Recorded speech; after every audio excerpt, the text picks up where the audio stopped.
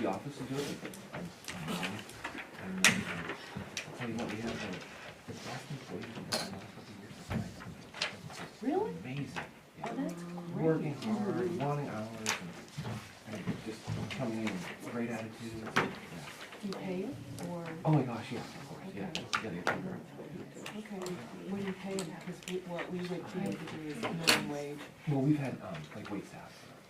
And housekeepers at Okay. the end, but they've been Great. great, yeah.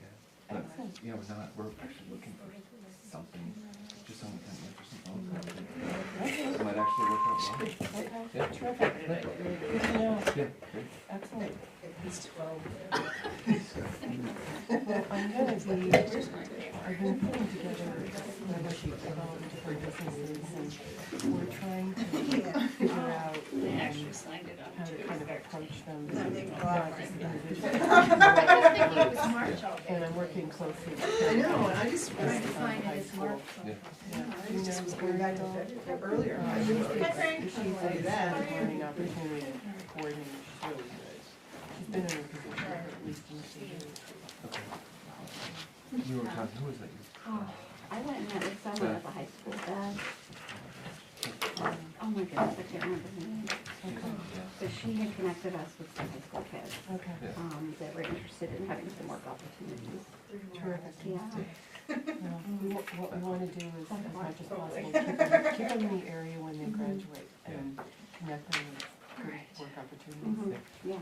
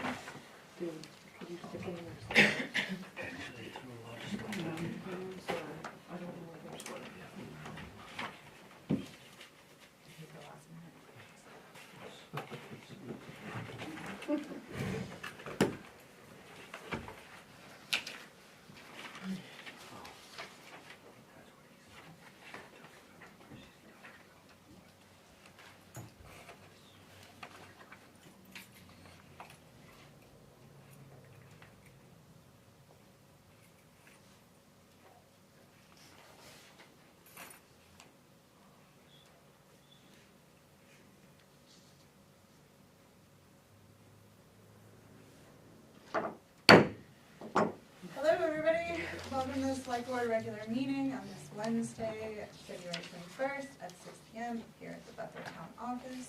I see that there is a quorum present, everyone on the Select Board is here.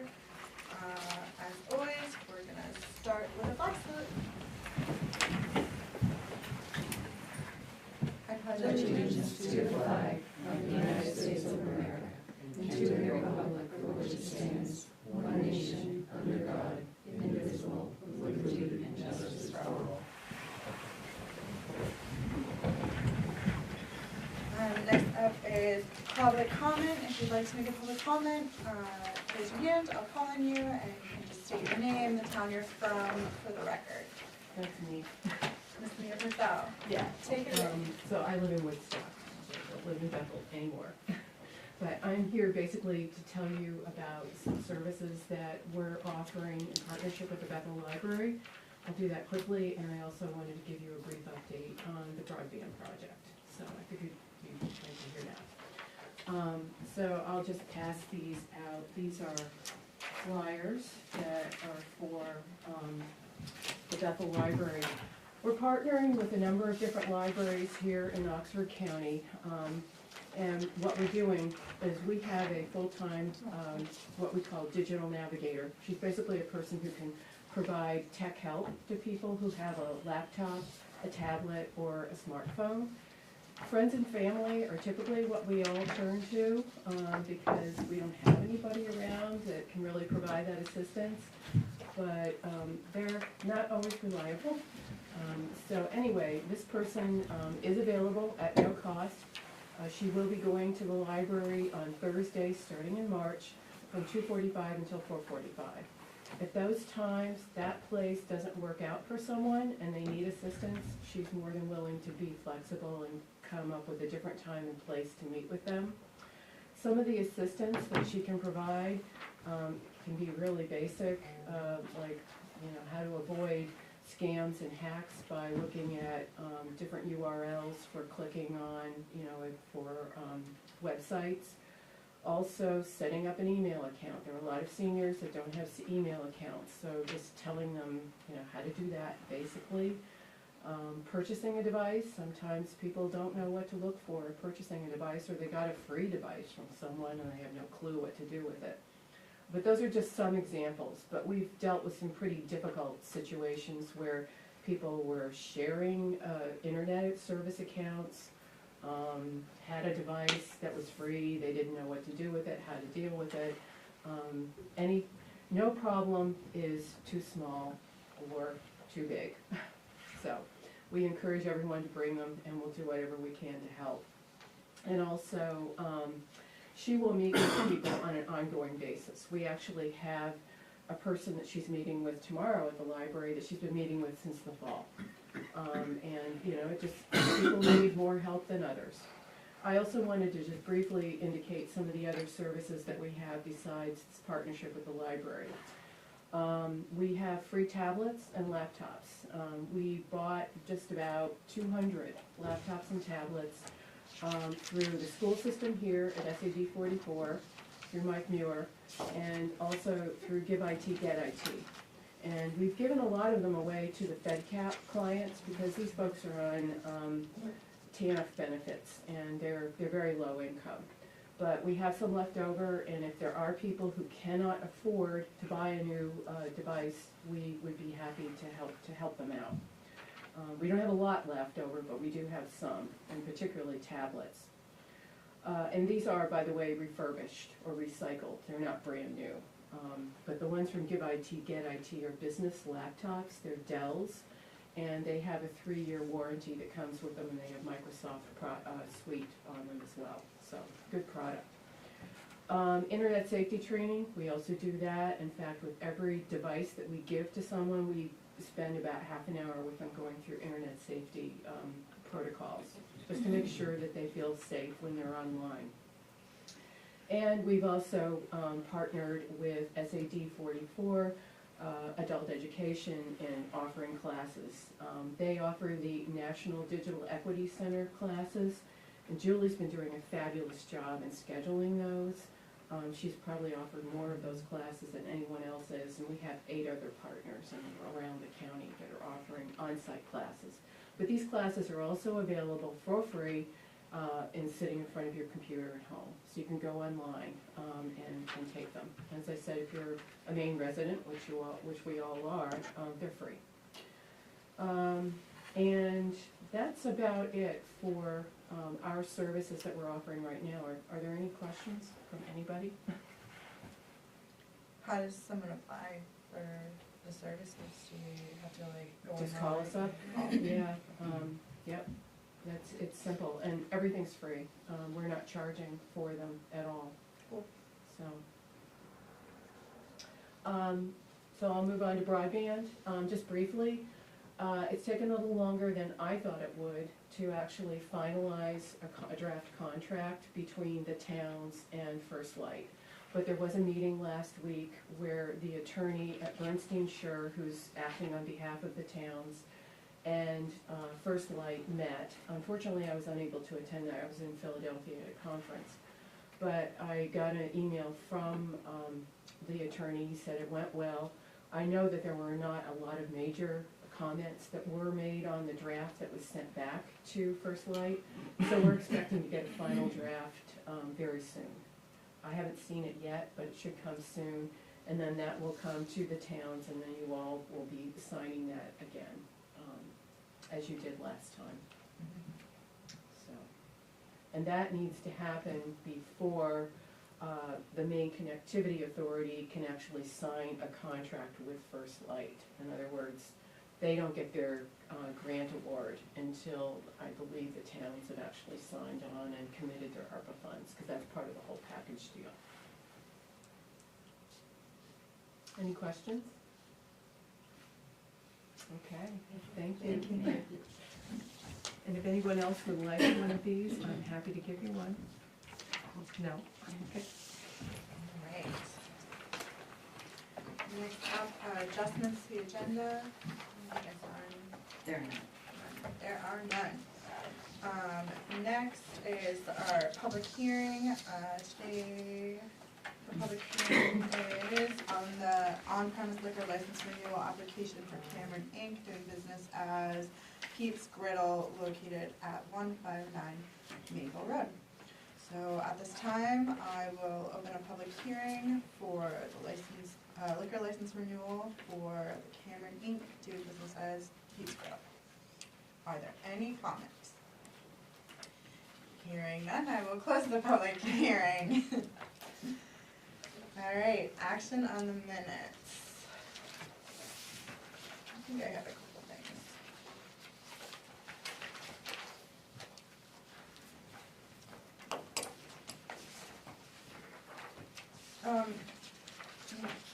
One thing, I guess, I'll vote to approve the minutes with a couple changes.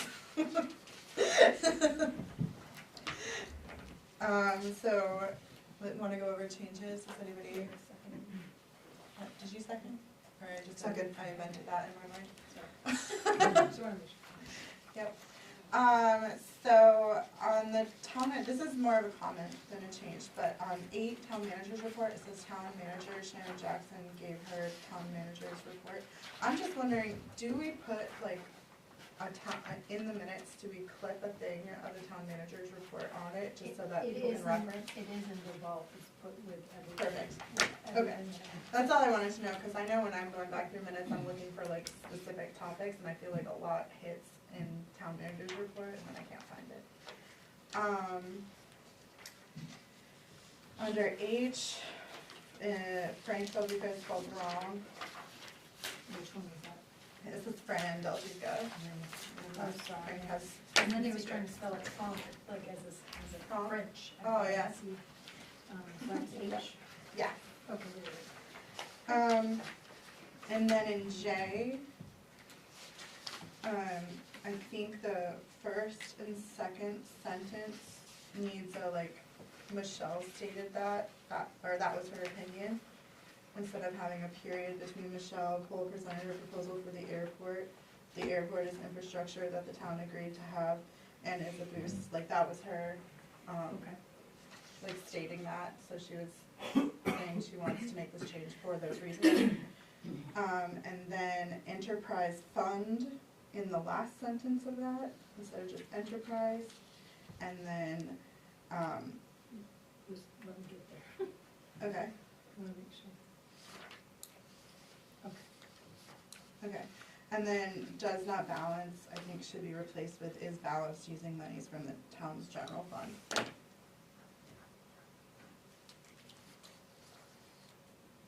that's the whole point. So what ends up happening is, I think last year, a number was plugged in from the fund balance to balance it, but traditionally, what ends up happening is, at the end of the year, the revenue is not enough revenue for the cost, Right. and so there's an overage, and then the overage gets to the fund balance, but it's not initially planned to be that way. So it just happens to not take in the revenues that they expected to take in, Yes. and have a balanced budget, and it ends up going into the fund balance. Yeah, which is why I just didn't like the way that it said the balance, the budget does not balance. Like the budget balances, there's just an overage that needs to be dealt with at the end of every year. We're not just going rogue over here. And then that's all I had. Michelle, did you have anything? Yeah, I just had one, in that section again, page 4, it says Michelle Cole presented her proposal for the airport. They proposed to amend it to Michelle Cole presented a code amendment proposal for the airport.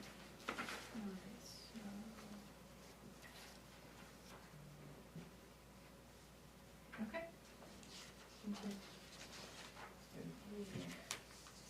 Anybody else have any amendments to the notes? Okay, hearing none, all those in favor? Great, notes passed. Next up, town manager's report.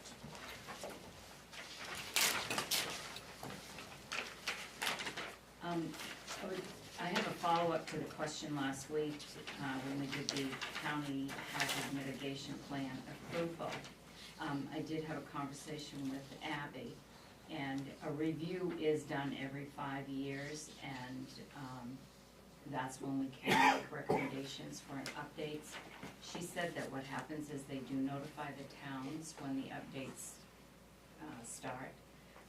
I don't know when it would have started because I was not here. Nobody seems to know that here either, but it will be in about 5 years, and they don't make any changes now because they've already been made.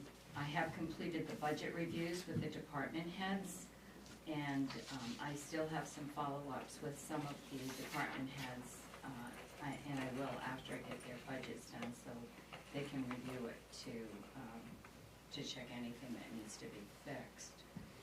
There is going to be a capital improvement plan committee on Monday the 26th, right here at 5 p.m. All members have been notified and can attend.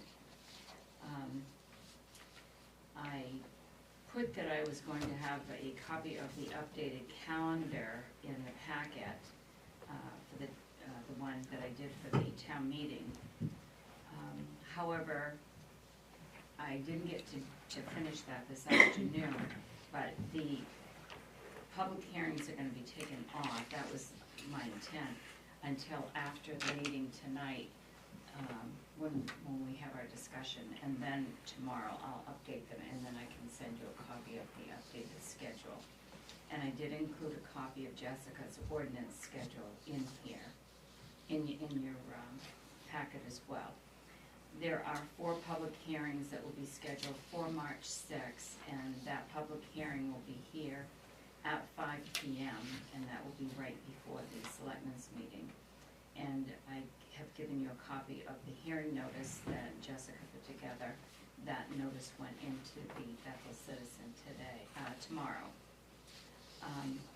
Last Thursday, Amy and Jessica and I met with Kirsten Hebert, Kristen Hawley, and Jeff Warden from Maine Rural Water Association to review the problems we've been having with the outsourcing of the sewer billing. We had a really good meeting. It was about an hour and a half. They are going to address the issues that we have with communication and several of the other issues that we brought forward. Director Hebert will send me a 12-month draft contract in the next 30 days so that we can review that, and then I'll bring that in for you to review and approve that. And she will also get me the pricing if they increase. We did mail the 30-day notice of liens to 17 sewer customers on February 20th. That was yesterday. They will have until March 20th before a lien is placed on their property.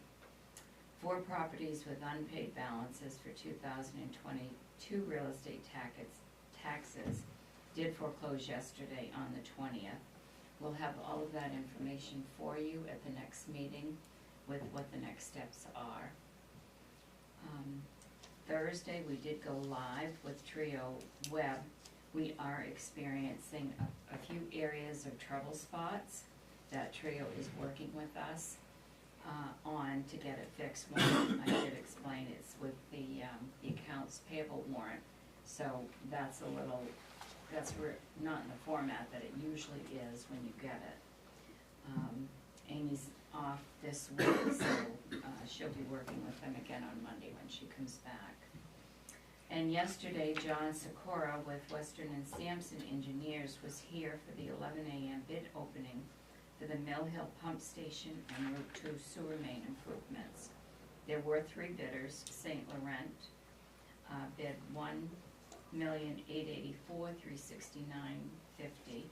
T-Buck bid $1,371,220, and Cross Excavation bid $1,337,075. All 3 companies had representatives here when the bids were opened and read.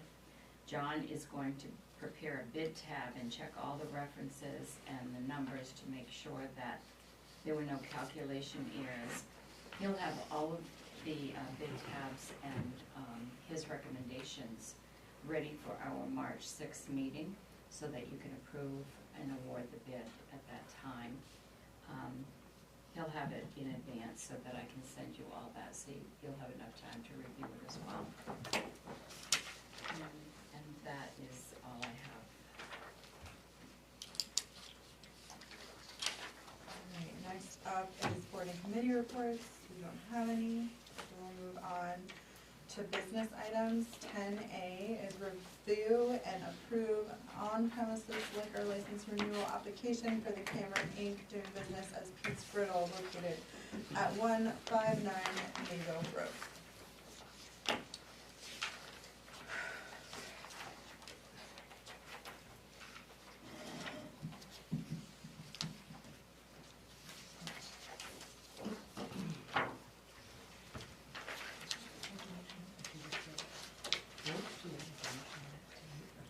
I'll move approval for the on-premise liquor license renewal application for Cameron Inc., DBA Pete's Griddle, located at 159 Naval Road.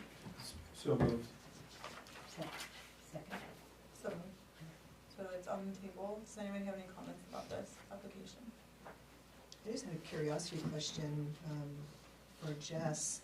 The letter that was written to the state with regards to the expiration dates and such, do they say anything back? Did they respond at all? They did not. No, actually, you sent me their response to them. So they received it? Yeah. They were fine with it. Yeah. Yeah. Great, thank you. They kept me in the loop. Thank you. Made me nervous. Thank you. Awesome. Any other comments or questions? All right, hearing none. All those in favor? Great. Congrats. Thank you. Next up is 10B, review and approve application and new permit for the adult use manufacturing facility for Route 2 G&M LLC located at 518 West Bethel Road, building number 4, our favorite complex.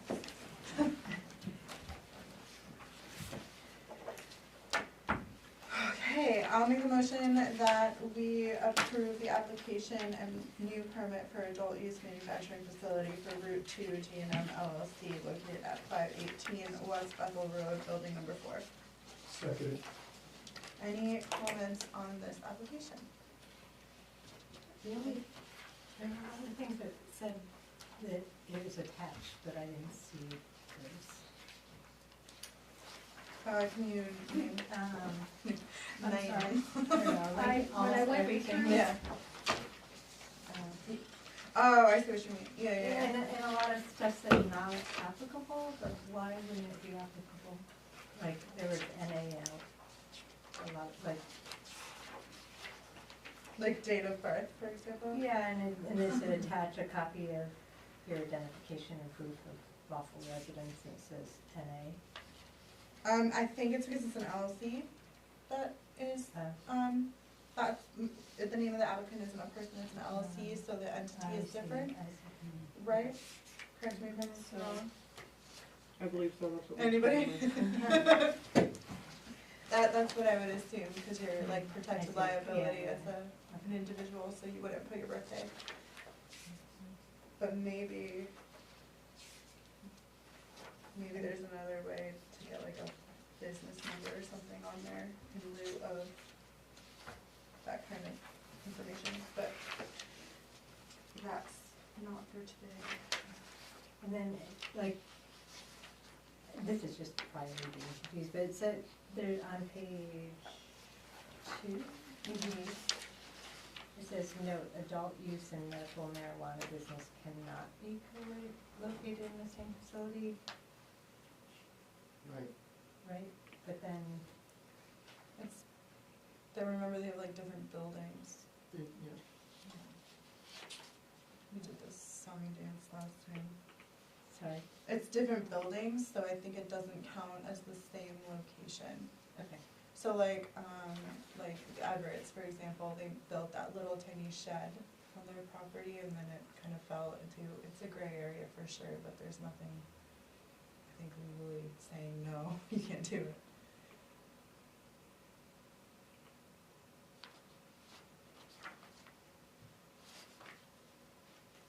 I got thrown off. I don't know, and just it says, yes, attach evidence, but it says attached, but I don't see it. Attached copy of lease subject. I may do that, this was how many pages are attached. Okay, So when I had Courtney go through it and she wrote the letter, I see, okay. I sort of made that because the lease was incredibly long and all of that. So I did make sure that Courtney had it, she had the whole packet, went through everything. If you do want me to give you, if it's this huge, I can. It's just, this was one of the biggest ones I'd seen, and it was literally. The lease? That was my, Did we not see that at the last meeting too? you may have, I don't recall, but it ended up being longer than other ones, so, my apologies on that. No, that's case, okay, but that makes sense. I did make sure that Courtney Yeah, had yeah, the whole package, and had gone through it, and I tried to make sure you had the application part to read, but that's one of the reasons it was just a very large piece of paper. You ready to vote on this? One more. Yeah, go ahead. I don't see a date stamp on here when this was received. The select board needs to act within 45 days of the application being received. We're gonna assume it's the last date that's on here. I mean, the date of the application is September 28th, 2023. The property owner signed on February 14th, 2024. And then there's another date, I think, back in January. And just to cover ourselves, since we need to perform within a certain amount of time, I would kindly request either, I'm not sure where these applications come into, if the code enforcement officer or the clerk. It was on my desk, we do try to state stamp in everything, and my apologies that this was not, but Courtney wrote her letter on the 15th, and I gave it to you just a day or so before that, so it would have been right around that. And that when I get them on my desk, that goes, so they tend to give it to me on that, so I'll make sure that happens in future. Thank you, and I would ask if we could amend the motion to approve pending, just kind of like an affidavit, if you just put down what date you think you received it and sign it, I think that would work as a kind of an affidavit. Shows application date up here. And the application date is well beyond the 45 days, so she's saying. Yeah, I mean, we can make assumptions here because we do have, signature, other dates, but if somebody's just picking it up quickly, to see that received. I'll second the amended motion. Yeah, thank you. Nice catch, Michelle. We'll make sure that everything has a stamp on it when it's received. All those in favor?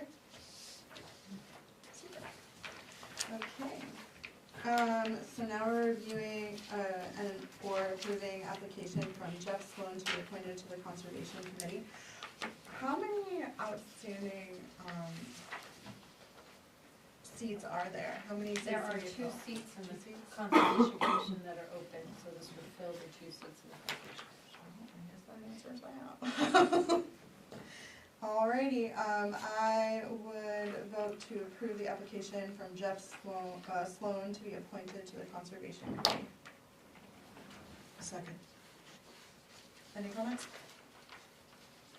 All those in favor? Should I not vote, or should I? Why would you vote? fine on the commission. It's okay. Does he pay you money? No. All right, then we're good. We're the 10%. You're good. All right, approved. Next is to review or approve the application from Julie Reef. How do you say that name? Reef? Right. Reef? To be appointed to the Conservation Committee. I'll make that motion. I'll second it. Great. Any comment? Okay. All those in favor? Excellent. Oh my gosh, the Phil Conservation Committee, that is fancy. All right, review and approve the list of the 2024 election clerks. Should I read their names? Yes. Okay. 2024 Bethel election clerks will be Carol Everett, Robert Everett, Edie Oakenquist, Jeff Sloan, Sarah Sloan, Cindy Salisbury Sumner, Marilyn Swan, Lee Hughes, and Darren Goya. Good old Darren. Also move it. Second. Any comment? All those in favor? Excellent. Next up is to review and approve the request from Scott Sumner to waive the bid process to purchase the 2021 used Whacker RD12A-90 twin can vibratory roller 1.2 ton with approximately 174 hours for $15,500. Tell us, Scott Sumner. Last year at town meeting, we approved to spend up to $15,000 to replace our old rollers. We've been searching off and on since then. Earlier in the year, none available. They were all, most of them in the rental fleet. Realizing we were getting towards the end of the budget cycle here this fiscal year, we started looking again. There are a few around. We found one. It is actually now in Gorham, New Hampshire. This model, it was just listed here. It is for $15,500. We have $15,000 in the capital budget, and then I have some equipment money left. It's over the $10,000 threshold, so I don't know if we need a bid, but we found some comparable machines, comparably priced. Some of them are a little too far away to go kick the tires and check them out, and a lot more hours. This seems like we've physically seen this machine. Yeah. It's a lot newer than what we were anticipating, but it doesn't have very many hours on it either. I would wish your blessing to I would like it. Sure. I would make the motion that we approve the request from Scott Sumner to waive the bid process to purchase a 2021 used Whacker RD12A-90 twin can vibrator roller 1.2 ton with approximately 174 hours for Second. $15,000. Okay, any comments, guys? All right, all those approved? Great. easier than I thought it was going to be. Thank you. No problem, okay. G, review or approve the 2025 wage increases. So everyone, yeah, sorry. No, that's okay. I put together a spreadsheet for you. I'm requesting a 3.2% increase for you to look at for wage increases for all of the positions this year. It's in your folder. There's a folder. Manila folder. Yes, right. Pardon me. Manila folder. I took everything in there. Thank you. And those are in the salmon color under the COLA 3.2%. One column is the hourly wage, the other column is the salary wage, just so you can see what the 3.2% is. And then in the light green color, those three positions, I would recommend a wage adjustment, because they're a little lower than what, the other towns are. I did look at several, wages in other towns. Dave Hanscom did give me a list that he had put together from other towns within rescue, and then I looked at a couple others, and we are probably average with most of the towns. Some of the positions are a little higher than us, some are a little lower, but overall, we're basically average. These three here, I did feel that there should be an adjustment. The other ones that I didn't do an adjustment to, but I can tell you they are a lot lower than other towns, and those are the three equipment operators in Public Works. Right now, we have those as $21 and $22 and change, and actually, two of them are $21.01 and one is $21.50.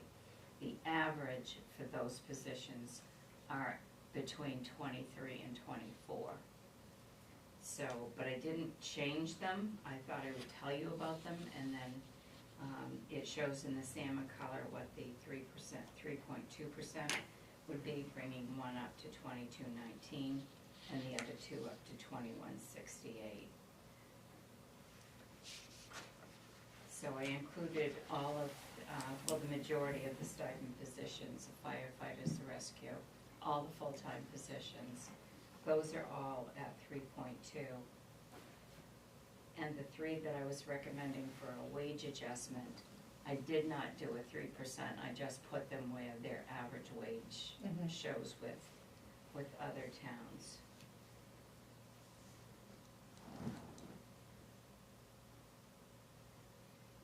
And then you wanted to see also I showed you the cost of the retirement and also the medical that we pay. If you don't understand my chart, I'll be happy to explain it to you. Sometimes it's hard to understand some of these charts. Okay, I do have a question. As far as the fire department, you said that you did not put, I don't know what you said about that. I added 3.2%, yes.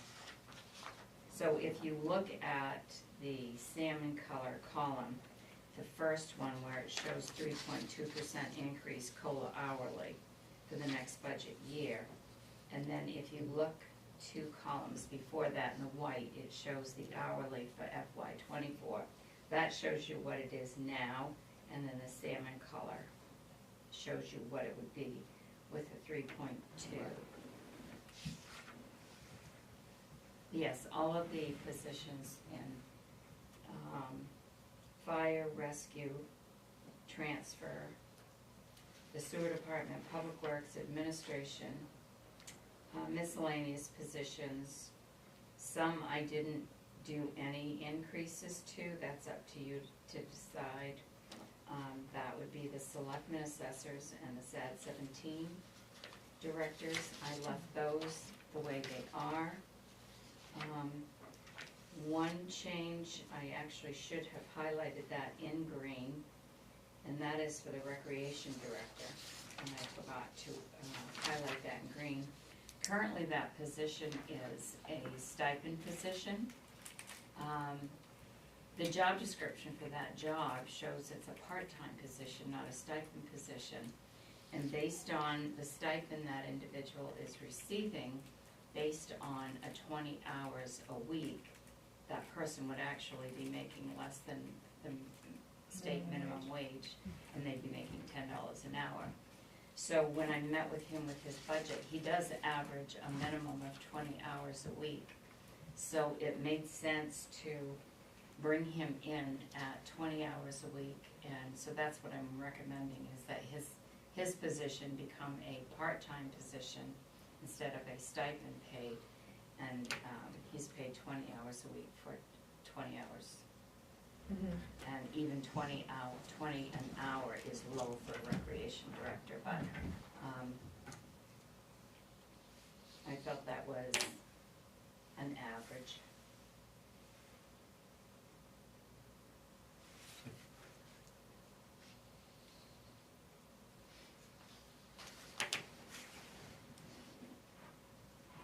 I'll be happy to answer any questions.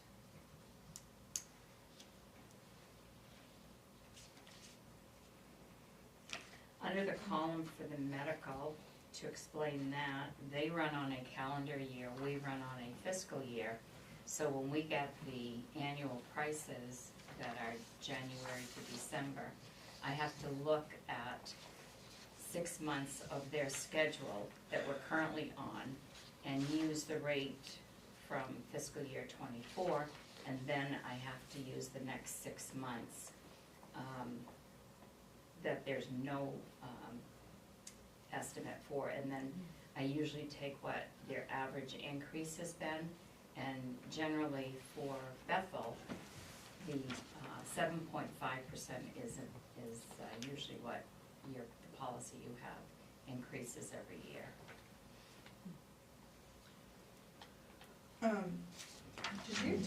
You said you did a comparison, or you haven't done a comparison yet when it comes to these different positions in different towns, specifically the fire department and rescue. I was just interested in knowing what the average, like, is that a normal number? Well, some of the positions are a little bit higher paid here, some are lower, Okay. and some are average. So this is why, in looking at them, I didn't change it. Okay. I Does left the it the way department it is. overall kind of balance Yeah. out? Okay. Sarah, what's the said 44, 6 positions? So, there are 6 school board directors, and here, the towns, in the school board budget, they're paid a stipend for being a school board member, but also the towns here pay them a stipend. So each school board director receives $312 a year, Do we have 6 representatives? and you in the have school board? 6. 6 Well, from Bethel? What's it, Two? Dang. Okay. but there's more than 6 members to the school board. Yeah, but we Oh, would have there are, been right, but those that are in Woodstock or Greenwood, their towns, Okay. Pay for their it. towns pay a stipend for them for that. And they have representatives. So this is just those that are in Bethel. And you said they get paid by the school too? Yes, we checked that out. on the wrong board, Pat. I doubt they get the total that we do. All right. Are there any, are any of these positions, do they need to be more, or, So the public works equipment operators are quite low? They are lower. The average for the 3 bottom ones are, I would say the average is at least $23. Is there a reason for this? Yes. Okay. Cool. Some of our part-time people can only make a certain amount of Okay, that's money. kind of what I figured. So they don't wanna be paid what some of the others are being paid. They're part-time, they wanna work, they're retired, and they just want something to do, so they Mhm. take on part-time jobs, but they can't make over a certain amount of money based on where they are when they retired. As long as it's not an injustice, I'm No. happy.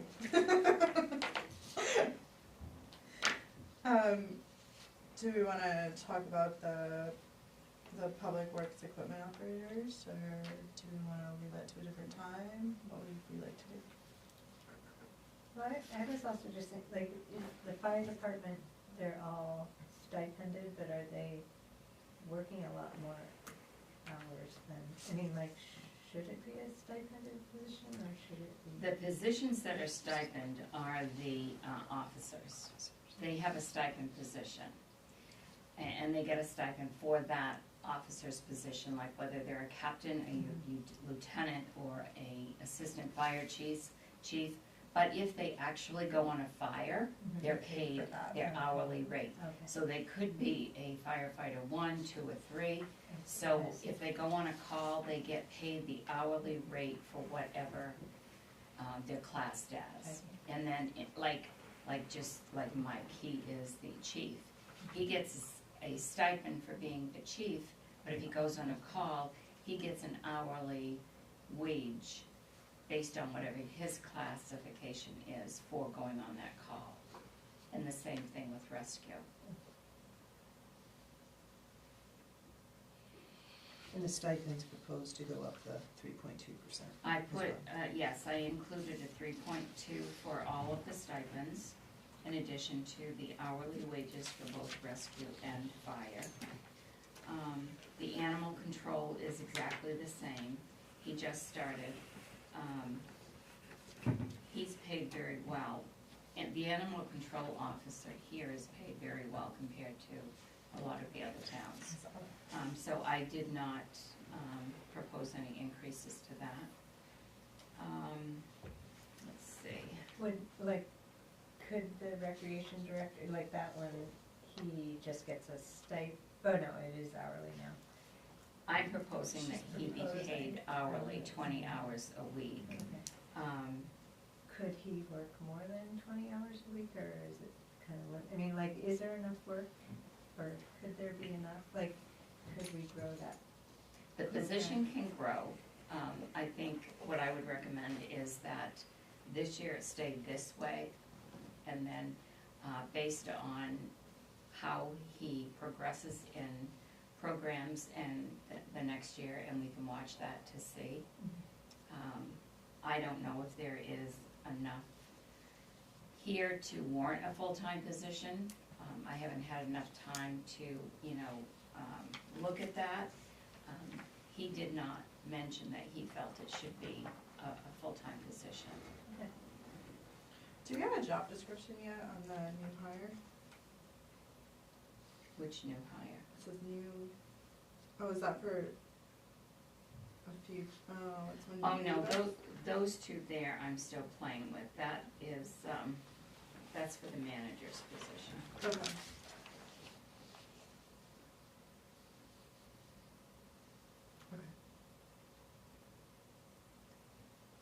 And going down the assessing and planning assistant. Yeah.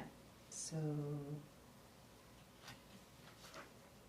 There will be an ad in the paper next Thursday in the Bethel Citizen for the part-time assessing assistant and the part-time planning assistant. And those will be 30 hours each. and I mean, 15 hours each. Yeah, I was and like, 30, I was like, wow. 30 total. Courtney's like, what the hell? And I've got it written, that's part-time, 15 hours. and the COLA rate is less than the hourly rate? Is it adjusting? No, I'm recommending that the job be posted at $20 an hour, not $22, $24. Is there gonna be one position or one person? So there is a job description for both of them. My recommendation is, and I talked to Courtney about this, is the position can be combined to one part-time position as a planning and an assessing assistant, which that's what Courtney had, even though there was 2 part-time jobs. But I would like to see it advertised as one position to do both. And then maybe that position can grow to a full-time position next year, adding other duties to it. Should we combine them in the budget, or what's the benefit of keeping them separate? I don't wanna keep them separate, I want Oh, you I want want- to combine them? yes, I wanna Ew. combine the I 2, understand. Oh, okay, assessing. okay, okay. I wanna combine the assessing and the planning job descriptions into one Yeah. and advertise for one part-time Yeah. position for both duties. Okay, yes, okay, I'm on board. Okay. So it would be just the 15,600? Or is it gonna be the, No, it would be the 30. It would be, because it would be a total of 30 hours. Okay.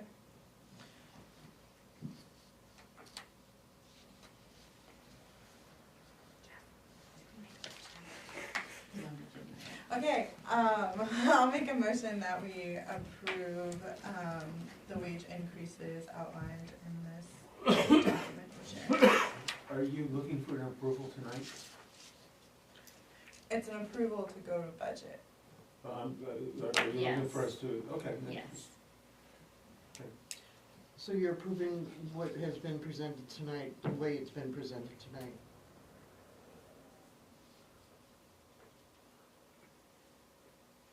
So the question would be, do you accept that? The way it sits, the way it is? Oh, no, I just wanna clarify that that's what we're voting on. And Because of the items in green and the three of the public works that are not, Well, we haven't commented on it, so there's been no direction on that. okay. So I wanted to ask a little bit more information on that. Yeah. If I recall, last year, just as an observer from afar, were there some wage adjustments done in the Public Works Department last year? Yes, there was. So were those, like, those three positions, if anyone recalls, were they raised to the 2021 last year? They were, it was very, very low Yeah. before that. Um,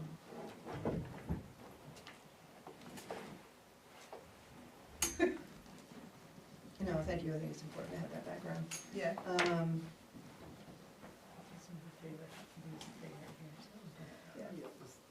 And the difference in the rate of one from the other three, is one have more of a supervisory position, or? These guys are mechanics. So the public works mechanic, you generally see that position higher anyway. Yeah. And then the assistant public works director.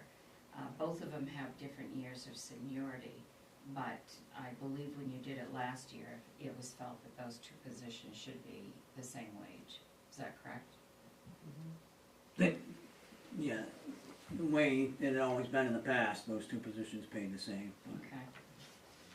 They really, And the work is relatively the same?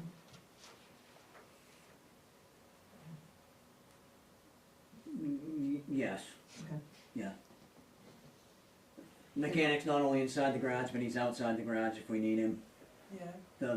The sub-foreman is trying to Doing all the oversee, and Yeah. it's, they're about the only two employees we had left on the docket last August, Yeah. so. Yeah, I remember from the year before that, that I see here, Public Works Equipment Operator, are those all the same? Or is one of them doing a little bit different job that would require, The difference in there right now, before, everybody used to be the same rate of pay. yeah, The difference in there right now, there's two Class B truck drivers that went to school, that we sent them to school, and then we have a Class A driver okay, with experience, is the higher number Okay. of those three that you're reading Yeah, there, right there, yeah. right now. so, right, I wanna recognize the The job talent. description skill, that's needed to be brought to the position. Yeah. I mean, why don't we just look, I mean, I would propose, there's a differential there, I mean, 23.5, and then 23.01, 23.01. 23 is the average These for our are, area. these are all, if I remember correctly, new hires. The operators are new hires, and some of them came with no experience, that we put them to school, if I remember right. So, that, to me, that's part of the gave them an opportunity to become operators. And so that hence is that's where the wage came from. I would say that once the experience level rises, that I forgot the term that the town manager used, but Seniority. no, to be able to bring up the pay appropriately with the amount of experience. But that would be, I would think, a recommendation from the department head that has been accomplished as far as experience goes. And that was discussed when, to do the hiring, that the department head came to us and explained that he didn't feel as though that he could offer enough money to create enough interest for people to take the job. So we raised the pay, and now to be able to get people that had no experience into the workforce. Now that they're in the workforce, they're developing experience. When our department head comes to us and says, you know what, these people have the experience and command more money, that would be the time, I think, to make the adjustment. Can I just offer something? Sure. The towns of Norway, I'm gonna use Norway and Oxford and Paris,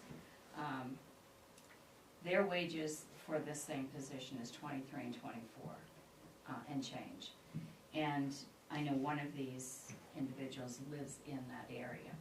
So one of the things that I will, excuse me, tell you the town of Oxford has been challenged with in the past year is the loss of 5 different operators. And the reason for that is because Oxford's wage was so low. So Oxford ended up going union in their highway department to get higher wages than theirs did.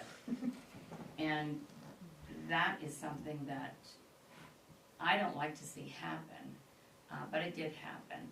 And so I think that when you send someone to school, the other problem that creates, well, it doesn't create a problem, but that person now is trained for a Class A or for a Class B, and they can go in any of the other towns and make $2 more an hour. So that's why I mentioned earlier, and I probably should have put the $2 extra in here to bring them to $23.50 to $22.01, $23.01 and $23.01, but I didn't do it, and I probably should have. But the last thing you want to do is lose your highway operators in the Especially in middle a of the ski winter. resort. And we were challenged with that happening last year in Oxford. In fact, I think we still have one position that is not filled yet. So that's We just always something to consider. Present it to budget, and if budget doesn't like it, then it won't get approved. But- Well, it's us, Based, it's us, they don't do anything with They don't. wages. Oh, we only do Yeah, these? yeah, Oh, yeah. okay. based on that information, then we should include it. We should just include it and resolve any kind of issue as far as it looking better at a town down the road, 30 minutes down the road. There wasn't any agreement, was there, if they went, that they were committed to the town for, you know, sometimes you have this I training. asked for Yeah. that, so I So feel there like- was a commitment, so they're committed here for 2 years. Correct. Okay, they just did year 1, they were now in year 2. Correct. I mean, if we've invested in training them, I feel like we should, invest in them. yeah, invest, I mean, these, I know Toby's young, or I don't know, but the other, everybody's young. Or just plan for a more substantial raise when they finish their commitment to us. I will They're check on that, but trying to live I'm in pretty this sure I area already on have and $21 legally, just- because we tried to do that with our police officers, and you can't legally have someone Next door. commit to staying if you put them in training. I would just propose raising it now and creating a good faith Yeah. situation than holding back. And that's based on what we're being told. So the changes there, if I'm hearing everyone correctly, would be the 2150 would go up to 2250, and the 2101 would go up to 2301 for the public works equipment operators for next season? I would actually do the 23. 23.50, because 20, that's the Class A. yeah, 23.50? Right. Yeah. Yes, it's $2 on each. Oh, If he's got a and class- 24. He's Yeah. got a Class A, that's it, and these guys are 2 Class Bs, it's hard Okay. to find drivers. But 2301, 2301, I'm sorry, say that again? 2350 for the Class A, Yep. 2301 and 2301 Okay. for the Class Bs. Got it. Thank you. All right, with those changes, would we, I think I still need a second, don't I? Yeah, Michelle Cole proposed, we do need a second. I second it. Oh, I'm sorry. Well, for these 3 Yeah, here, Michelle. Oh. Okay, then I will second the amendment. I just have one more question. The park monitor.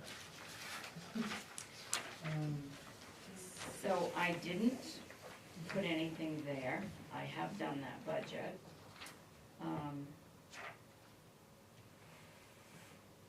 That is for Angevine Park.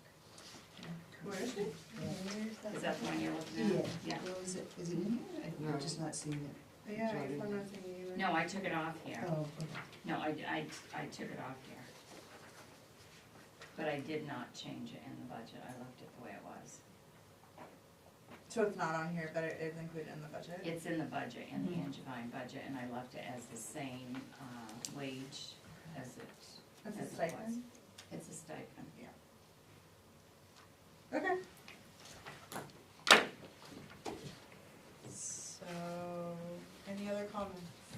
Just, and we're still, for the positions that are applicable for the main paid leave, that's all working out okay? This is what, like, year 3, that's year 2, are we in it? Year 3 for main paid leave. Main paid leave. The work 40 hours, get an hour, up to 40 hours. It's the one that benefits, it's the law that benefits basically giving sick time to part-time Employees? personnel. Oh, we give over and above what that is, I believe. Yeah, I mean, yeah, for the full-time people, they don't, it's one and the Not same. applicable? But the part-time, there's some positions, and I'm not recalling which ones. I'll look at that. Yeah, that'd be What's great. it called? Main paid leave, I think it was in 2021. Municipalities are a little bit different than for-profits. You have to work, you have to work a certain amount of hours to get that. Yeah. Yeah, I'll take a look at that. yes. Yeah. Transfer station employees fall under that, They do. those guidelines, yeah. Okay. Yeah, so that's working out okay then. Yes. And then, of course, we have the overtime piece. And anyone that works overtime, over 40 hours a week, they're paid time and a half. And so the transfer station positions, those that, They're all, just look okay to, I mean, no? There's a reason that that's like Oh, that. that's what you Yeah. were talking about, okay, all right. I did the same thing, I was like, I saw you point, but I Yeah. didn't remember, but, okay, all right.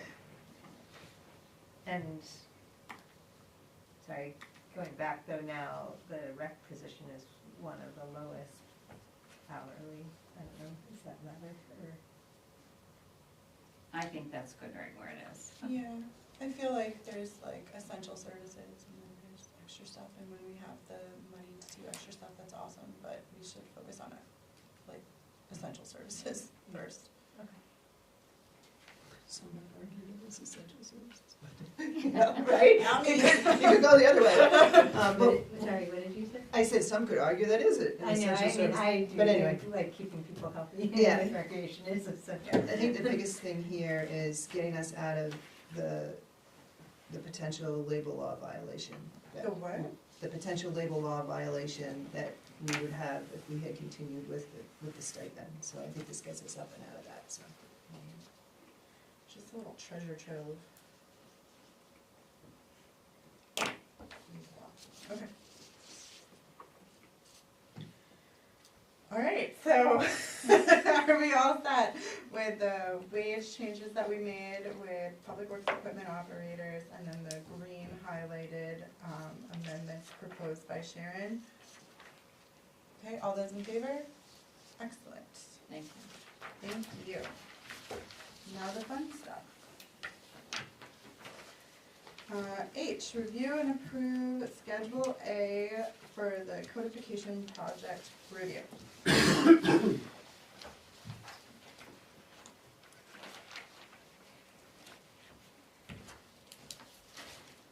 So the process for this codification after approval is just to go to public hearing? Jessica?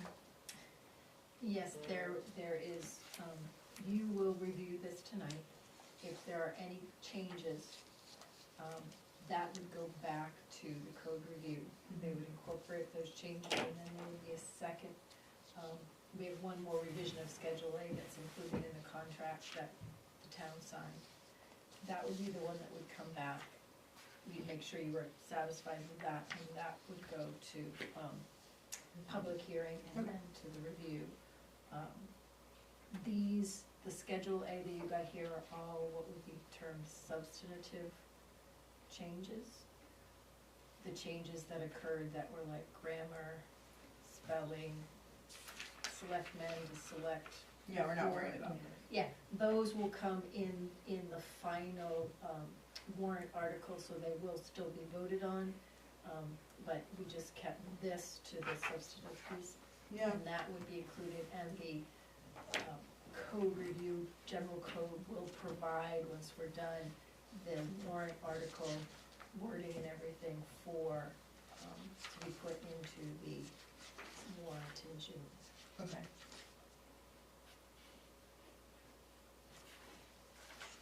Just, yes, sir. Can I make a suggestion? Sure.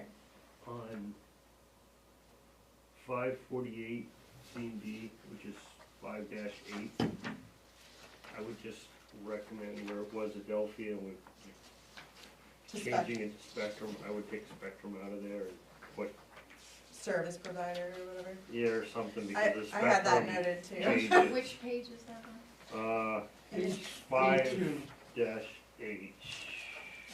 It's under G. I'm sorry. Yeah, it's under G, you have H. is under H, 5, under Oh, I Chapter got it. 5H, which Yeah. is actually Code 548. Yeah, we did ask them that. Yeah. If there was a generic, Yep. term that you could put there.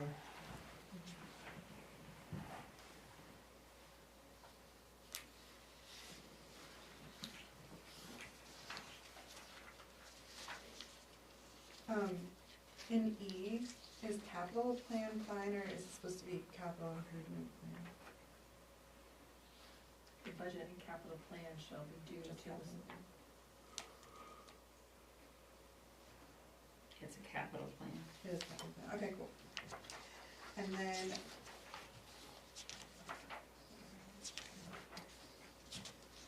Oh, my eyes are getting all the references to, Bethel Police Department, are we keeping them in there as like placeholders in case one was to ever come back?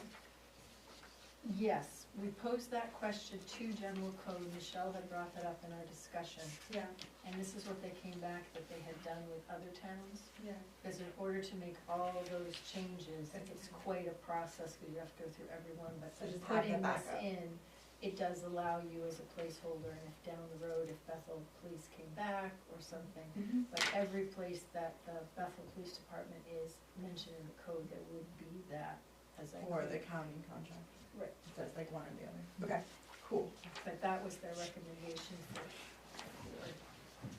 kind of solving the problem, with Bethel Police Department still being in the code without creating, And they're doing an editor's note on that, right? on Yeah. every time that Yeah. occurs in the code, it will be an So editor's there's note. Okay. And that will show up in And this this document piece here. here that you the one- have, Yeah, those are all, the editor's note wherever police chief and Mhm. police came. Oh, that's that backup text. Yes. Okay, oh, I understand. Yeah. Okay. the first editor's Yeah. note, oh, yes. She right. had done that, but hadn't included in the Schedule A when Michelle asked about it, because she felt it was, at this point, sort of more of a housekeeping than a substantive, because all of those ordinances substantively stayed the same. You're just noting that the Bethel Police Department, it doesn't exist at this time, and it's the Oxford Sheriff's Department that is. Another thing that I saw in chapter 136 signs, under C, section 136 9E, it's talking about seasonal agriculture signs, in it, it has a sentence that says, signs may advertise only fruits and vegetables that are available for immediate purchase.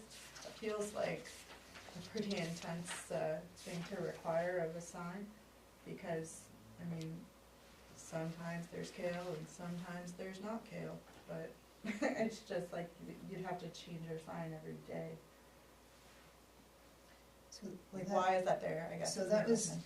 so all it's doing here is that it's not changing any of what was there before. What it's doing here is, in the definition of signs, it had the performance standard of it can only do this, or not erect more. As you can see on the following page, it was in the definition. So all it's simply doing is removing it from the definition and then inserting it under the agricultural signs for performance standard. So it should be the same terminology, just, You see, it's crossed off. Yeah, let me just read it. Signs may advertise only those fruits and vegetables that are available Yeah. for immediate purchase. Nobody follows that rule. so that's essentially what that's doing. It's taking it out of the definition because it's performance standard, and it's putting it Okay. into the performance standard part. Okay, that makes sense. Yeah. Thank you, Michelle. Yeah, you know, because I was like doing the same thing, so. It's really intense. Every single day you gotta drop a new sign. What else? The only thing, I tried to go through, our packet that had the individual and kind of make sure that, I try to do that. The only thing is, and maybe there's a purpose for it, chapter 62, which is the single-use bags, that was gonna be repealed. And I didn't notice that in here because the state statute overrules everything. Overrules anybody who has a single-use bag. Yeah, that's the only thing. I don't know if. No, I know. So are you Yes. talking about that we would have it removed completely from our Yeah. ordinance at this point? What happens if it changed at the state level? If it changes at the state level, it's still at the state level. They suggested to remove and repeal chapter 62. And they, Oh, repeal, to remove that chapter. remove and repeal because something's coming through at the state level? It's already Not- there. It's already- Oh, it's already there. It came like 3 months after we did So you're ours. thinking it should be here, just crossed out to know that it has been removed, is that? Yeah, Okay. because we have to Yeah. vote, that's part of what you have to vote on. Right. Yeah. I'll ask her about that. Yeah, how does- And how it does- may be, since it's completely removed, it may be in the larger packet of the Maybe, entire book, yeah. like the select board or select. Yeah. Because it's, again, it is a substantive change, but it's not because the state statute over, but I'll follow up with safety Yeah, fines and just find out. how are they gonna note that so people know? Yeah. What was that, Michelle? They repealed, they changed, What's The state statute for single-use bags and plastics use is the overriding, overarching law of the land for the state of Maine. And so all these towns that had a single use, like we did, we got overruled by the state. I didn't realize the state done that. What was Yeah. the nature of the state's law? This is what general code, It's pretty much the same. yeah. It's the same. Ours is pretty much the same. Yeah, It's polystyrene and single-use plastic bags. oh, got it, okay. And when, Makes sense. because ours had gone into effect and then, it was during COVID. Yeah. the plastic bags came back, the grocery store, and they said it was because the state had, I think, put a, what do you call it, not a moratorium? Moratorium. Is that when you put Yeah. a pause on it? Yeah. I think they had put a pause on the state law for that, because Right. of COVID, and then, but Right. then even though we had the law in place, it was, we couldn't. Right, and I think we actually suspended it, we had emergency situations and the town manager could suspend it or something like that during the measures, and then the state took So over. the state's, And then, the state is more restrictive than what we have in ours, right? oh, perfect, so. I think it's pretty close, it's just that they took the law of the land. I'll read you what the code said. Get there. I can find The it. So- state one might be, include the 5 cent. It says that our chapter 62 was adopted in 2019 and provides that no store in town can sell or provide, blah, blah, blah, blah, blah. And this local legislation regulating plastic bags has been preempted by state law. See, and they cite the law, plastic bag reduction, section 5 of this section states, to ensure maximum effectiveness through uniform statewide application. So that's more what they're doing, the uniform application. The state intends to occupy the whole field of regulation of single-use carry-out bags at retail establishments beginning March 17, 2020. A local government may not adopt an ordinance regulating single-use carry-out bags at retail establishments. And beginning January 15, 2021, any ordinance or regulation that violates this subsection is void and has no force or effect. Okay, So, so easy squeezy, cross it out. And add it to the list. And then I just had a regular, just like, more of a housekeeping question. When we add things like late fees as set forth in the fee schedule, are we writing it down somewhere so that when we review the fee schedule, we have like where we changed things from like in this case it was a $50 fine, and then it was replaced, this is under signs again, signs A. It was replaced with a fee as set forth by the fee schedule, so we need to set that fee. Is there somewhere that a document is being made so that we can? Yeah, she has that. Yeah. Sweet. And some of them where the fee went up to a certain number, was that just a number? I was wondering how those numbers were. some of them are based on what state law says. There's a number of one that had like a maximum of 2,500 Yeah. that has now changed to 5,000, so we did that. Then on the others, like the sidewalk, Yeah, the ice. Ice shovel, thing, yeah. um, It's like $25 now. we conferred, Jess came up with, looked at some other towns, and I think it was like $5, and Yeah, it she was didn't that. find anything less than Most of them were like 20 or 25 dollars. 25. Yeah, You know, any town that I could find it, you know, Portland, Norway, South Paris, I tried to get a variety, and just in this day and age, nothing's $5. I know. yeah, so that's, on the Yeah, other ones, But I that's. did try to Yeah. compare it to towns Okay. in this part of the state. Cool. So that wasn't just a random.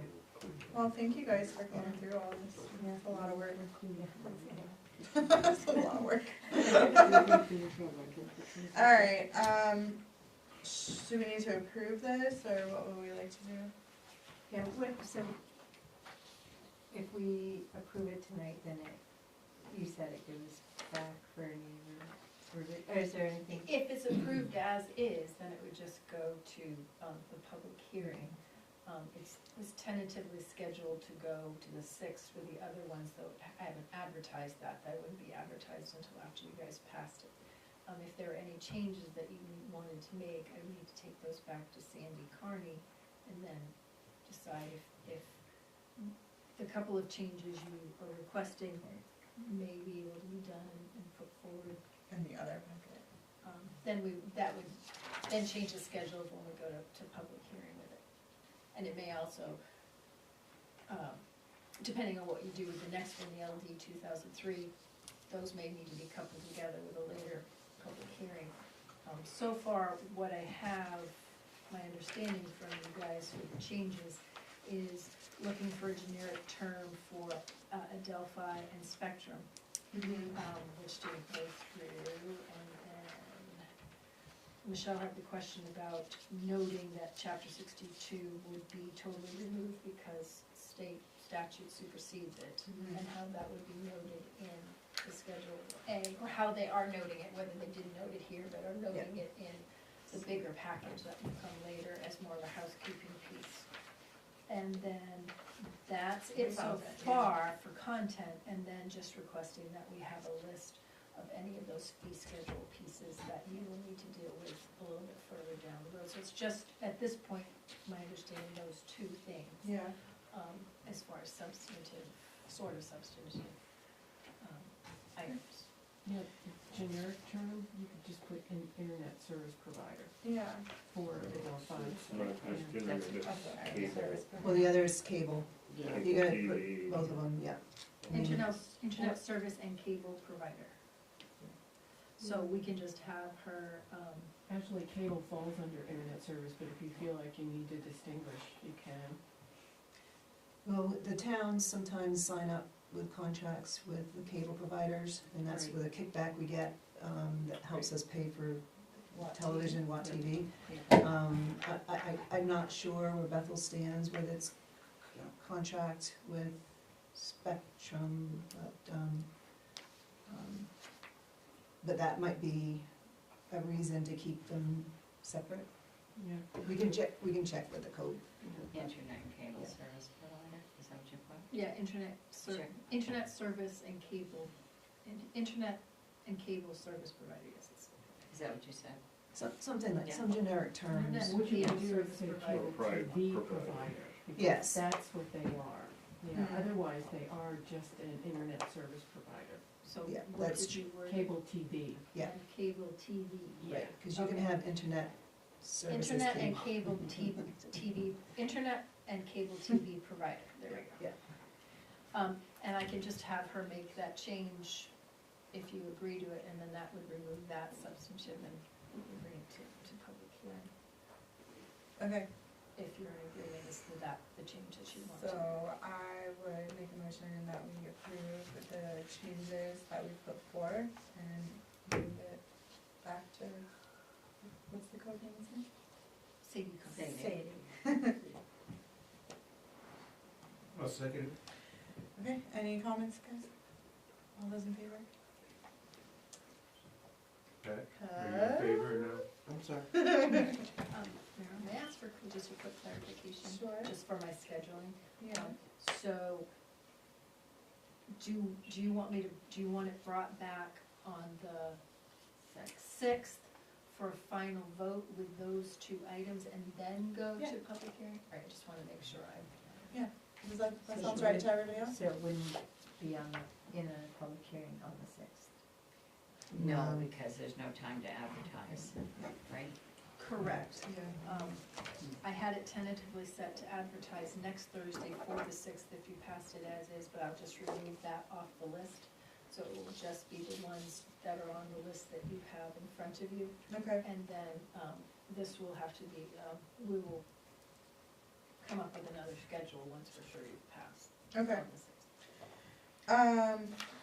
10I, review proposed LD 2003 amendments to chapter 140 site plan review and proposed LD 2003 amendments to chapter 150 subdivision.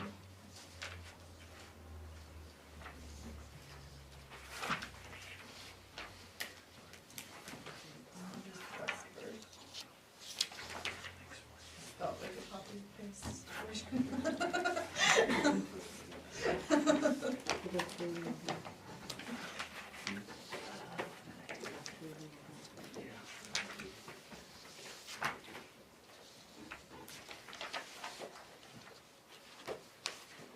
There's a single page at our seat, is that?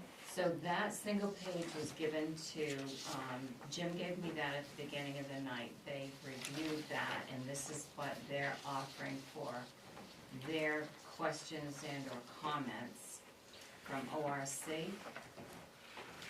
When, last week, with the LD 2003. What's that? That's with the LD 2003. Yes. Mhm. And are we not, is that where we're on? Because Yeah, that's where we're. Yes, doing it it. is. Okay. The LD 2003 was sent, had Courtney follow up last week with Mary Costigan. And so she sent Courtney and I the LD for the change to chapter 150, the subdivision, and the chapter 140 to the site plan review, which is what we've given to you. And I also sent that to Jim, and I told him that you were going to be looking at this tonight if he wanted to review it and make any recommendations. So that's what you're looking at, is the sheet that Jim gave us at the beginning of the meeting, and Mary's recommendations on the rewrite to both sections.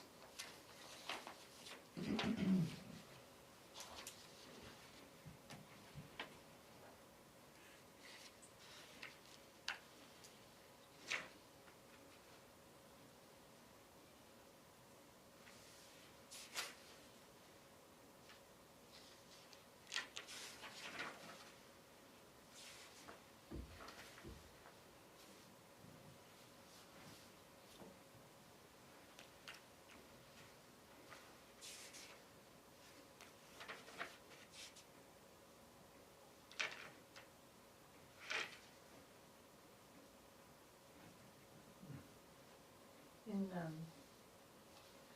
on the first page under A, the purpose, says to comply with the policies of the Bethel Comprehensive Plan. Do we have that? It's outdated, but it exists. It's a 1988. I think it's like 90. 93 years. It was 19, may have been 1993, 1996. I was thinking 94 or 96. And then we implemented it over a period of several years, so the implementation was completed by 2003. Something like that. These little blue books. Yeah, they're little tiny Yeah, I books. caught I had those. to use a magnifying glass to read it. And it has streets that don't exist anymore, reference all through it.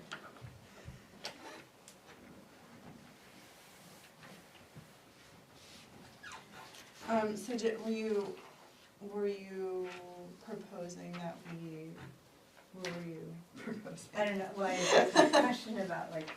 Why are we if it's referencing in that something? language, yeah, if it's in the language, is that, I think maybe if ever we were to have another one, it might be nice to just have it in there, yeah. dreaming.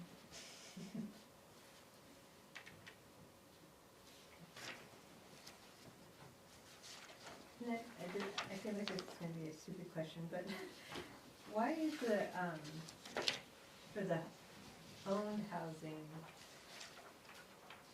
Can you state where you're, well, it's in multiple places, but the first place I have it circled is on the second page, 8B. Yeah, just when it says remain limited to households at or below 120% of the local area median income. Why is it over 100%? Just because it's in multiple places. I mean, it's throughout the statute.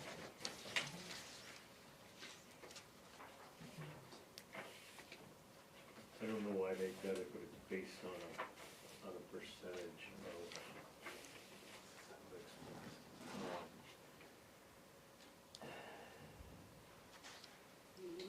the poverty percentage.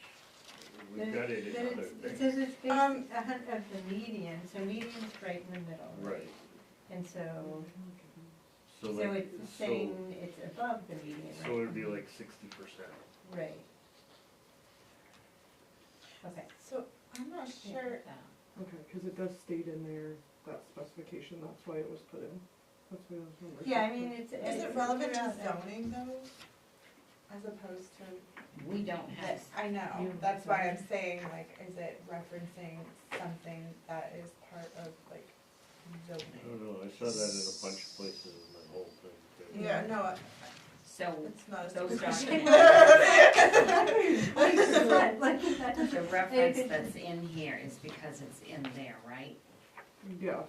Right, it's trying to For reference, define, main housing maintains updated 80% of area median income and 120% of area median income data on their website, but it discusses like for rentals, the specifications, and then for home ownership projects, it lists that 120%, which is what the state essentially told. I was just wondering, Yeah. if that- is it gonna result in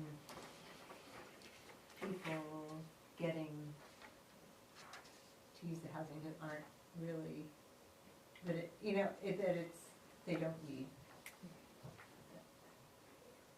Does that make sense? What I'm trying, if you're above the median income, do you need affordable housing? Well, it says that no more than 120%. So if you're under that threshold, you still can own it. You can't have any more than that percentage. Right. and then there's also a second criteria that It should say on here. the 30%, have 30% of the lodging of your spending more than 30% of the household's monthly Right. income, so there's that other piece that goes with it. So these are the definitions, And the definitions for, these two.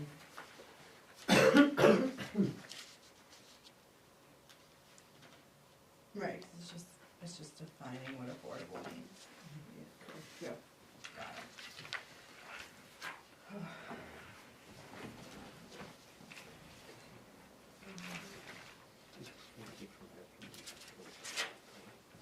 I reached out to Mary Costa in the meeting for this one. I don't and then know. another question I had was on For historical. this site plan review, the fourth page.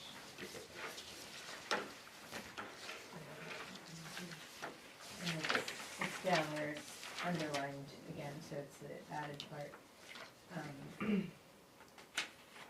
So the construction of 4 detached or attached dwelling units, it talks about it being located in a designated growth area.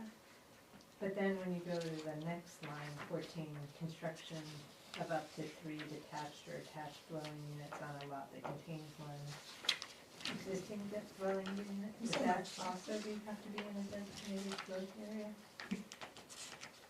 It's on page 4, again, I think it's in multiple places. Page Construction. 4, page 30. Yes. Sorry, 30, page 30. Thank you. Construction of up to 4 detached or attached Do you want dwelling. me to Do you comment have a on that? comment on that? Yeah. Doesn't apply, doesn't apply. Correct, so 13, so we don't have a growth area, but we do have public, water system and sewer. So 13, that's why that specifies that, but 14, it doesn't apply, so that could essentially happen whether you have town or public sewer and water or not. That's the way it's written, Okay. like in the law.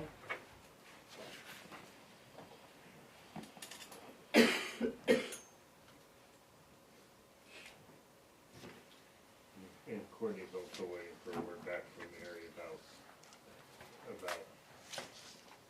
The whether or not historic it can district. go in the historical district. Yeah, I was Right. wondering about, because that's really the only, I am waiting on that, I don't think that we need anything special stating that, but we'll verify it with her, cause I think it's already regulated, so.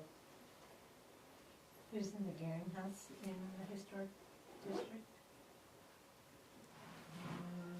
It's a historic building, but actually, I don't know, I don't know, we just. No, It's my right it's on in the the line. middle of Barbara I think Fair. it's on the line.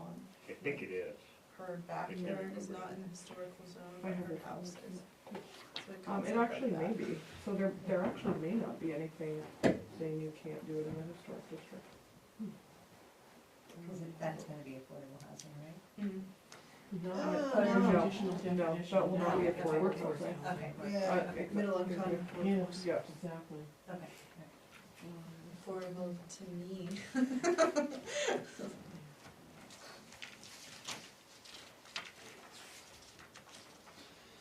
Oh, goodness gracious.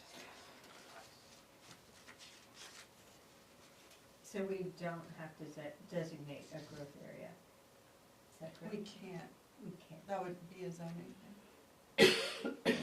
So how this, so, correct me if I'm wrong, Courtney, so our zoning piece is because we have public water and sewer. Correct. So that alone in our code allows for performance zoning in that we have density. We can have density in these areas where you don't have in other areas of town if you're not on the public water sewer. So that in itself is qualifying us to It do allows for something. more density if it's a vacant lot Yeah. on town sewer and water. Okay. There isn't very many, I don't believe. Right. Just yours. And you cannot, well, and you cannot tear down a building and then put 4 buildings up. It does specify that. I don't know. It's all on you, Sarah. We're happy to do.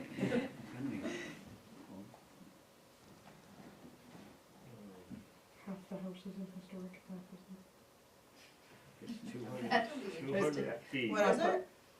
Probably about half of Garing House Yeah. is in historic district and half isn't. That happens to a lot of places. I think it's just, I think it goes by so many feet Yeah, it's off the Is it road. possible to, 200 feet.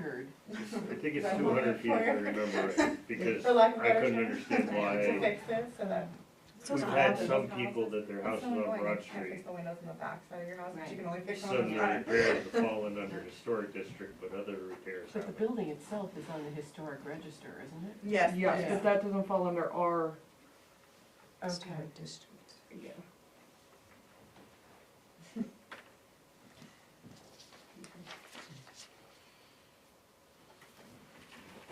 And it's on the federal and state register, correct? I think so. Yeah. I think it is too, Yeah. yeah.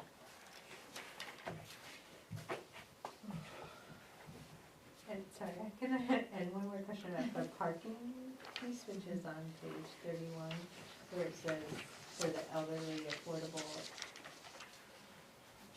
they would just be 2 spaces for every 3 units. Is that like, that's a minimum? Or that's not just the, So what they're doing is our current ordinances are less, we require more parking currently. But the purpose of this is to create more housing.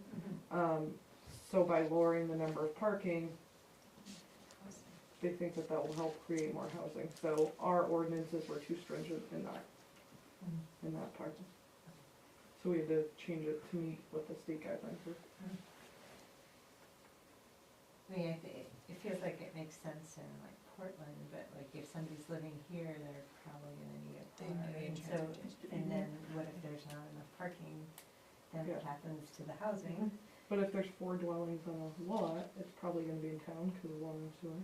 Maybe. I don't know. Yeah, that's true.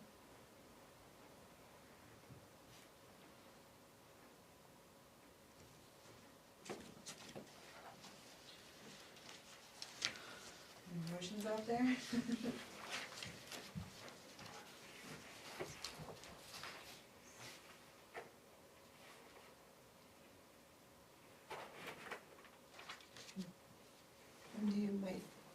When do you think you might get the opinion back with regards to the historical district? Hopefully in the next day or 2. If I don't hear from her by tomorrow at noon, I will email her again. Tackle over here. No, that's what we deal with. What's that? That's what we deal with. It's just slow getting responses. Yeah. I mean, did you want notes, like, are they going to be voting on this just like they were the previous ones, for it to move forward? And could it be contingent on if Mary requests no changes to our historic district Yeah, specifications? I think that makes sense. And I was just kind of following from the one before, since we're gonna have that one come back on March 6th, then have this one come back on March 6th, and then they're in the same timeline for your public hearings. Yes, this one will require two Notices. notices. Yeah. The codification will, I'll put it in both because it makes sense. sense to just. Right, you're making the advertisement, but by law, this one will dictate more the, public hearing than the codification will because of the two. Because of the, you're changing land, we're changing 7 land and use, 14 yeah, yeah, day yeah. requirement. Yeah. Just FYI, it's 200 feet from, measured from the edge of the right of way, 200 feet back. So if you have a house, if your property's 300 feet, anything in that 200.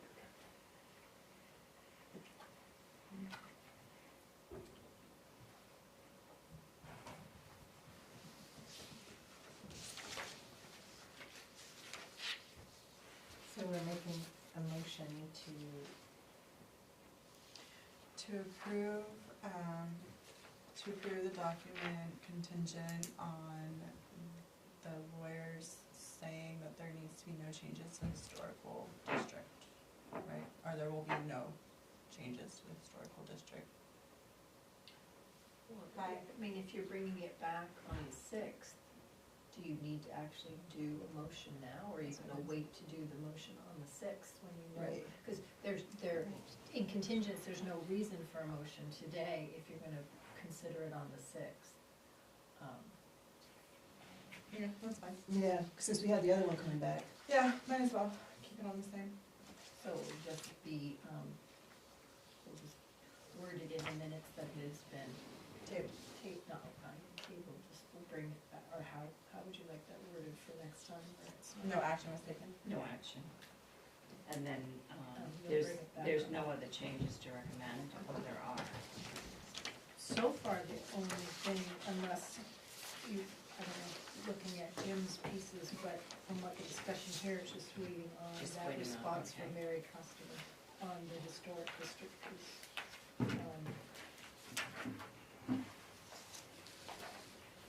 Aaron wrote that up just because I couldn't concentrate.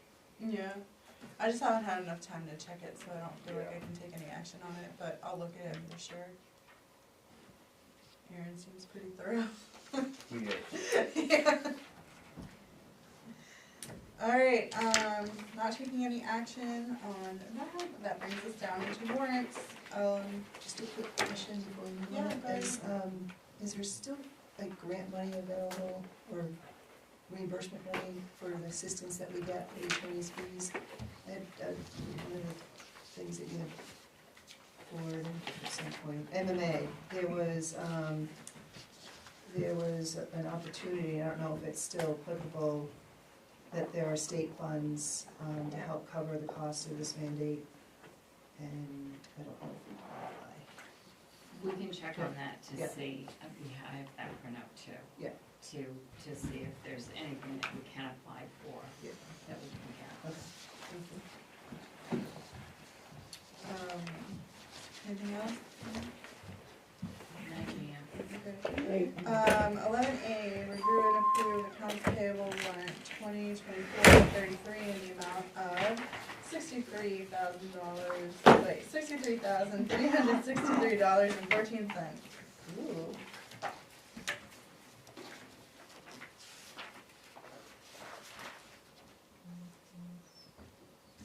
Hear a motion? So, I'll second. Any comments on this?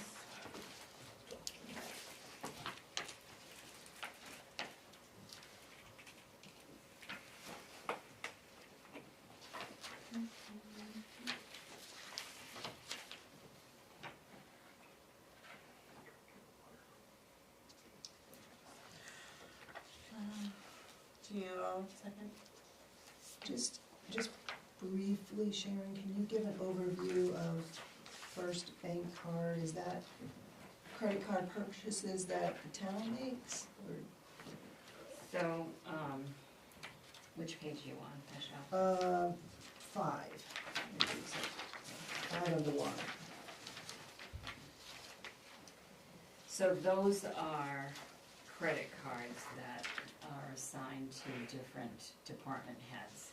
And these are the purchases that are made by those department heads. And the account number, well, it shows, general, wastewater treatment facility, protection, ambulance service, airport.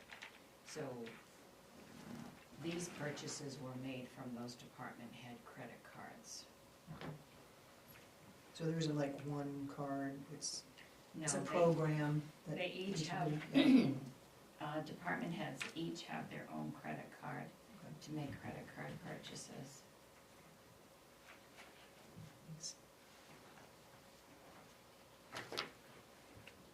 And they have to provide the receipts for everything that they purchase. And if they don't, they go back to them, and they won't be paid unless they produce it. Makes sense.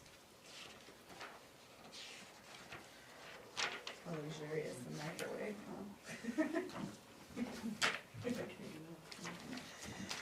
huh?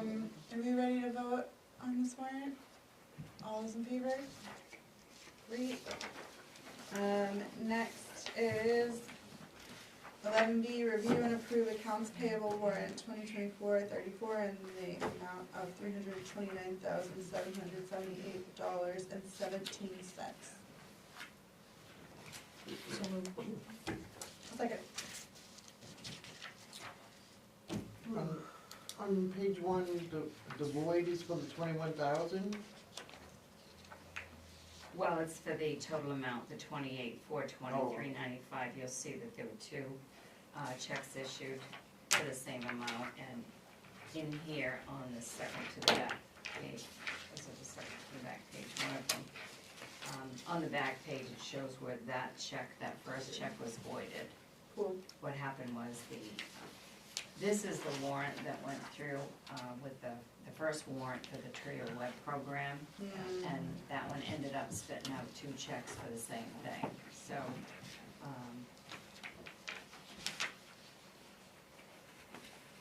Amy wasn't able to print out the normal reports for this. She was able to get the warrant preview yesterday afternoon before she left for vacation. And this is the one that Trio is working on right now to fix, so that it will not give us problems the next time that she goes to do an AP warrant under Trio Web.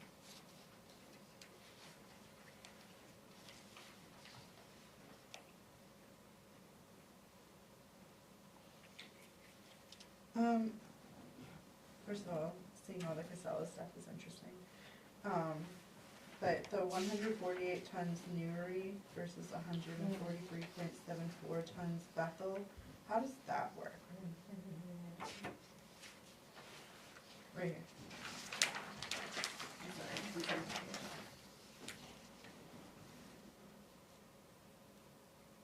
I can't answer that. Can you answer that, Scott? I believe Nuri gets billed for their tonnages separate from what Bethel gets billed for.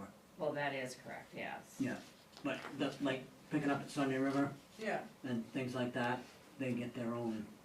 Bill, but why is it in our warrant, I guess is what I'm asking. Shows 148 tons for Newry. Do you wanna see? I should know, I see it, it's on there all the time, I should know. that. Two?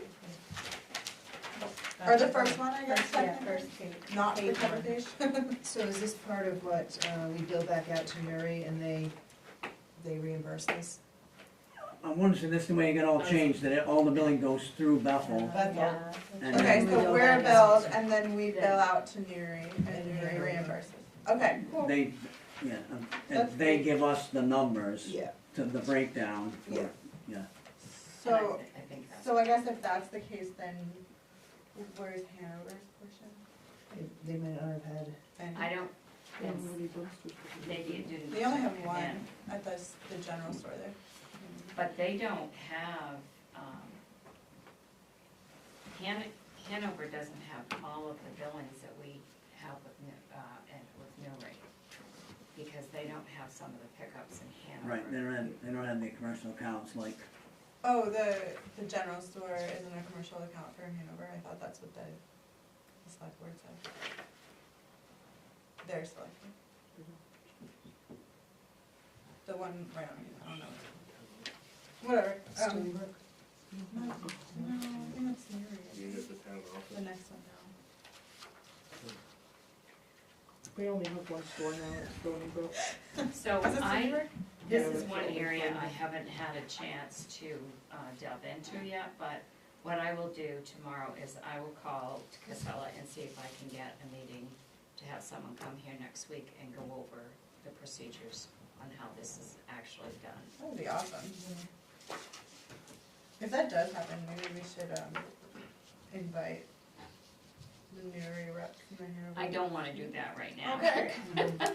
It's just, I We just, can get all the information. I- So, oh yeah, we did say we'd yes, get all the and information. I am supposed to work on that, but right now I think No, I that's need fine. to be able to understand it myself before I sit down Mhm, with somebody mhm. else, and to be honest, there just is not enough time in the day right now to It's okay. have It's this. not, and this I don't think happen. it's super important, I was just, if it was something that was easily answered, I No. was If- into it.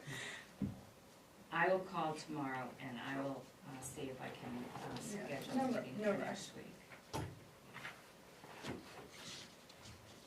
I'll make a motion that we approve payable warrant 2020. The motion's already made Sorry, Erin? and seconded, but we can vote for it, all Sorry. those in favor?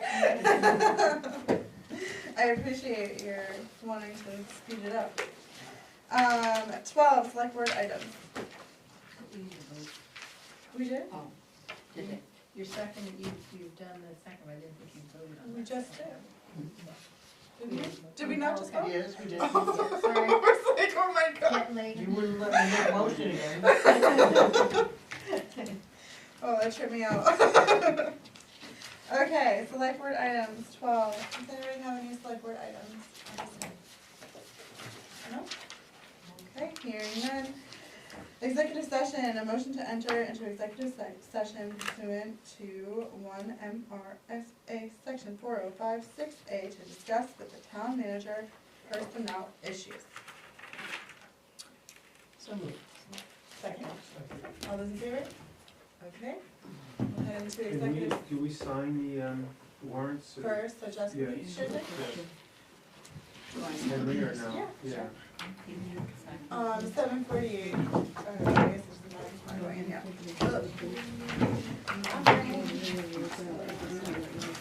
Do you have 5 things to sign? Okay, function.